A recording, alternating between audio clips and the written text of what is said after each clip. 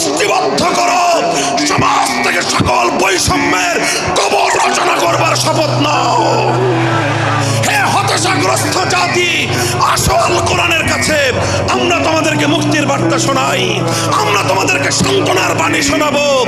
আসো হাতে হাত রাখি, সমস্ত বৈষম্য, জুলুম, স্বৈরতন্ত্রের কবর রচনা করে আল্লাহর কোরআনের সমাজ করবার জন্য হাতে হাত রাখি।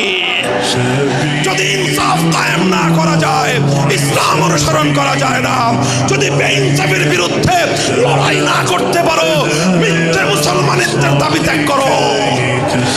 তুমি যদি ইনসাফের জন্য যুদ্ধ করতে না পারো, তুমি যদি বৈষম্যের বিরুদ্ধে লড়াই করার হিম্মত না রাখো, মুসলমানের মিথ্যা দাবি করা ভণ্ডামি ছাড়া কিছুই নয়।